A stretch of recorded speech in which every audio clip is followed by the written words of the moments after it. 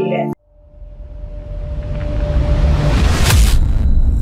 बढ़ते अगली खबर की ओर, हल्द्वानी में बेखौफ स्नेचर्स का आतंक। मॉर्निंग वॉक पर निकली बुजुर्ग महिला के कान से नोचे सोने के झुमके, सीसीटीवी में कैद हुई वारदात। उत्तराखंड के हल्द्वानी में अपराधियों के हौसले किस कदर बुलंद है, इसका ताजा उदाहरण सामने आया है। मॉर्निंग वॉक पर निकली एक बुजुर्ग महिला को बाइक सवार स्नेचर्स ने अपना निशाना बनाया और उनके कान से सोने के झुमके नोचकर फरार हो गया। इस दौरान महिला घायल हो गई, जबकि पूरी वारदात आसपास लगे सीसीटीवी कैमरे में कैद हो गई। घटना के बाद इलाके में दहशत का माहौल है और पुलिस फुटेज के आधार पर आरोपियों की तलाश में जुटी हुई है। सवाल यह है कि जब सुबह के समय भी महिलाएं और बुजुर्ग सुरक्षित नहीं है, तो कानून व्यवस्था पर आखिर कितने बड़े सवाल खड़े होते हैं। देखिए हल्द्वानी से बेखौफ स्नेचर्स के आतंक की ये सनसनीखेज रिपोर्ट।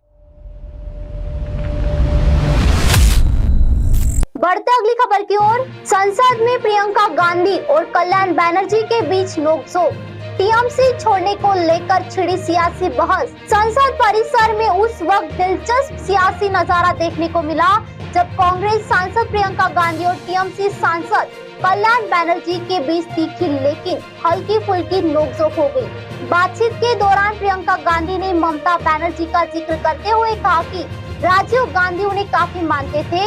इस पर कल्याण बनर्जी ने तुरंत जवाब दिया, हम भी कभी कांग्रेस में थे, लेकिन कांग्रेस ने ही ममता बनर्जी को पार्टी छोड़ने पर मजबूर कर दिया।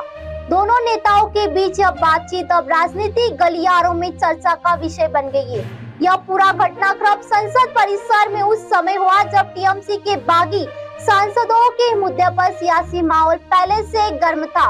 अब इस बातचीत के कई राजनीतिक मायने निकाले जा रहे हैं और विपक्षी दलों के रिश्तों पर भी सवाल उठने लगे।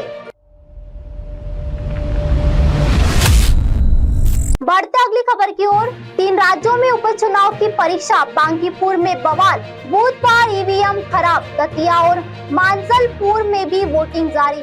बिहार, मध्य प्रदेश और गुजरात की 3 अहम विधानसभा सीटों पर आज उपचुनाव के लिए मतदान जारी है। सबसे ज्यादा नजरें बिहार की हाई प्रोफाइल बांकीपुर सीट पर टिकी है, जहां वोटिंग के बीच बूथ नंबर 143 पर ईवीएम में खराबी की शिकायतें सामने आई, जिसके बाद कुछ देर के लिए मतदान प्रभावित हुआ। वहीं जनसुराज के प्रमुख प्रशांत किशोर खुद मौके पर पहुंचे, चुनाव आयोग से निष्पक्ष मतदान सुनिश्चित करने की मांग की।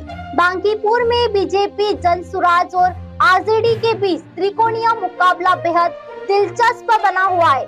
उधर मध्य प्रदेश की दतिया और गुजरात की मांजलपुर सीट पर भी कड़ी सुरक्षा के बीच शांतिपूर्ण मतदान जारी है। अब सभी की नजरें 3 अगस्त को आने वाले नतीजों पर है, जो इन राज्यों की सियासत को नई दिशा दे सकते।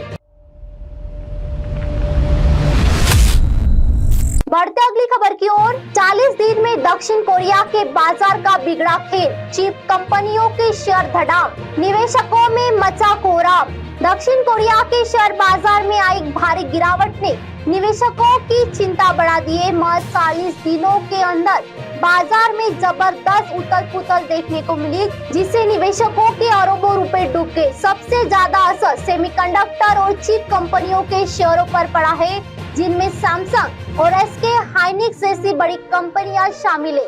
एआई सेक्टर को लेकर बड़ी चिंता और बाजारों में बिकवाली के दबाव ने हालात और खराब कर दिए। दक्षिण कोरिया के बाजार की इस गिरावट का असर ग्लोबल टेक कंपनी और भारत के शेयर बाजार पर भी पड़ सकता है। अब निवेशकों की नजर इस बात पर है कि बाजार इस बड़े झटके से कब तक संभल पाता है।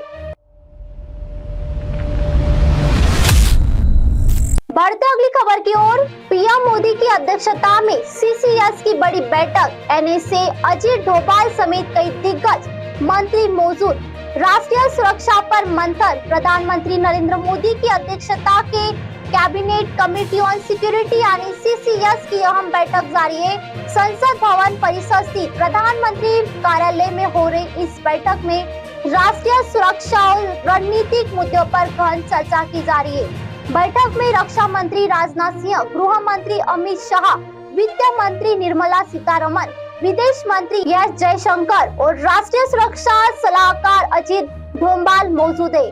इसके अलावा कुछ केंद्रीय मंत्रियों को विशेष आमंत्रित सदस्य के तौर पर शामिल किया गया है। सुरक्षा से जुड़े अहम मामलों पर हो रही इस मंथन को बेहद महत्वपूर्ण माना जा रहा है। अब सबकी नजर इस बात पर है कि बैठक के बाद सरकार की ओर से क्या बड़े फैसले या जानकारी सामने आती है। आप देख रहे हैं एमएनएस न्यूज, सच जरूर।